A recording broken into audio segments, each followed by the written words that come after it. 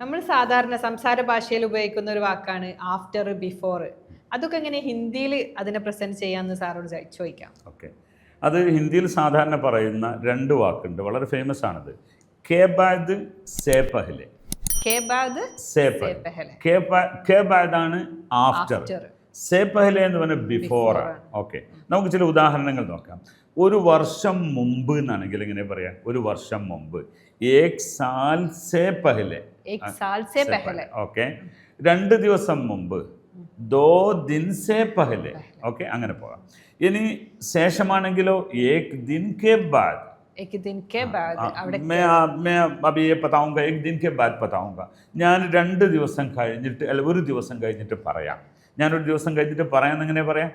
मैं एक दिन के बाद बताऊंगा. बताऊंगा. ഓക്കെ, एक दिन के बाद. ഓക്കെ, അപ്പോൾ ലേഡി പറയുമ്പോൾ एक दिन के बाद मैं बताऊंगी. ഓക്കെ, അപ്പോൾ एक दिन के बाद, एक साल के बाद. ഓക്കെ, അപ്പോൾ के बाद അതാണ്. Okay. के बाद से पहले उदाहरण പറയാം. मैंने मुलाकात हुआ था उनसे एक साल से पहले. ഞാൻ ഒരു വർഷം മുന്നേ ഒരു വർഷം മുമ്പ് അദ്ദേഹത്തെ ഞാൻ ഇതാക്കി മീറ്റ് ചെയ്തിരുന്നു ഒക്കെ പറയാം. അപ്പോൾ സേ പഹലെ എന്ന് പറയാം.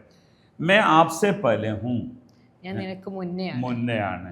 ഓ ആപ്കെ ബാദ് ഹൈ, അയാള് നിങ്ങൾക്ക് ശേഷമാണ്. ഓക്കെ, അപ്പോൾ കെ ബാദ് അതിൻ്റെ കുറേ ഉദാഹരണങ്ങൾ നമുക്കുണ്ട്. അപ്പോൾ നമ്മൾ കെ ബാദും സേ പഹലും പഠിച്ചു വെച്ചാൽ ഏതിലേക്കും അതെന്താക്കാം? ചേർത്ത്. ഓക്കെ, അപ്പോൾ ഒരു ദിവസത്തിന് എന്താ പറയുക? ദിൻ എന്ന് പറയും. दिन ഓക്കെ, അപ്പോൾ ഒരു ദിവസത്തിന് ശേഷം एक दिन के बाद, बाद. एक दिन के बाद. ഓക്കെ, ഒരു മാസത്തിന് ശേഷം एक महीने के बाद. एक महीने के बाद.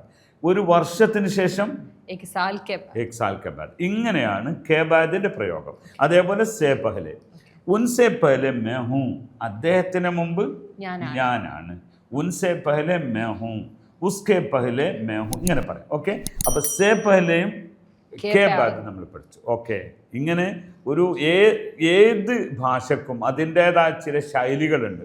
അത് കൃത്യമായും ഫോളോ ചെയ്യുന്നതിന് ഇങ്ങനെ ഹിന്ദി യൂണിയെ നിങ്ങൾ ഫോളോ ചെയ്താൽ നിങ്ങൾക്ക് കൂടുതൽ അറിവ് നേടി ഹിന്ദിക്കാരെ പോലെ സംസാരിക്കാൻ സാധിക്കും. ഓക്കെ, ശുക്രിയ.